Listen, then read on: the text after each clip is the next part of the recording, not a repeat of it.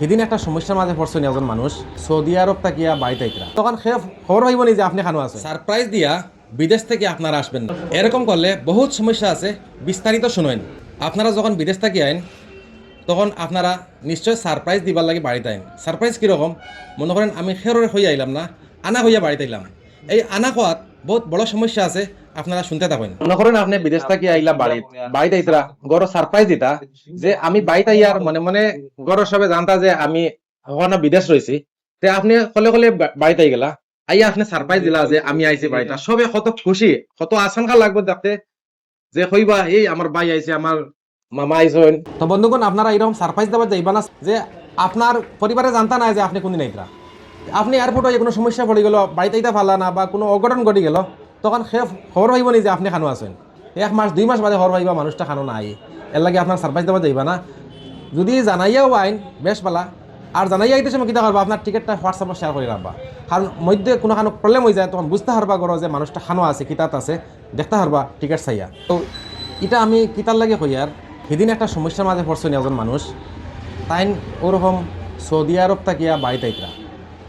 তে আওয়ার সময় তাই তো হইয়া আইসো না আমি অমুক তারিখ ফ্লাইট উঠি আমি আইয়ার বাড়ি।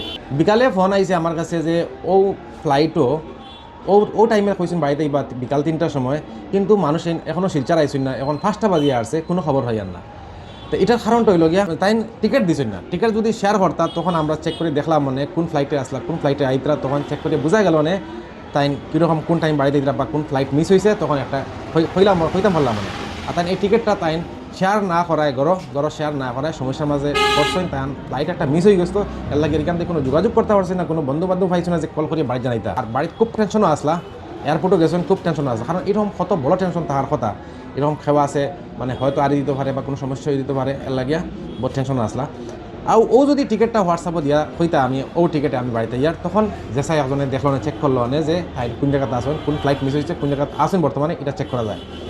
তো বন্ধুগণ, এটা তো বুঝছেন আপনারা। আর আরেকটা কথা হইলো যে সারপ্রাইজ আপনারা এরকম দিবা না। সারপ্রাইজ দেওয়াত যে এটা সমস্যাত পড়ছেন, আর যদি আনা হইয়া বাড়িতে আইন, যদি কোনো খেরোর হইন না যায় বাড়িতে কোনদিন আইমু, আর হঠাৎ করে বাড়িতে আওয়াত লাগছেন আর কোনো সমস্যা হয়ে যায়, এরকম সমস্যা হোক না, আল্লাহ খরক না, ভগবানে খরক কানা, কিন্তু যদি এরকম সমস্যার মাঝে পড়ে যায় না আপনি, তখন কোন দিন আইতরা, কোন দিন গ্যাস হইন, কোন দিন কিতা খরডা, কোনো খবর পাইতা নাই গড় খেও। গড় তো আর টেনশন তো করতেও নাই, কইবা হে তো আছে বিদেশ আর আপনি নাই, আপনি খান উড়ি গেছে। বন্ধুগণ, ওরকম খেয়াল রাখবা যে জানাইয়া গড় আইবা, টিকিট ওটা আপনি হোয়াটসঅ্যাপও দিবা বা অন্য খানো শেয়ার করে রাখবা, যাতে পরিবারের মানুষে জানতো আপনি বাড়িতে আইতরা। টাইম টেবল ঠিক করিয়া জানাইয়া আইবা।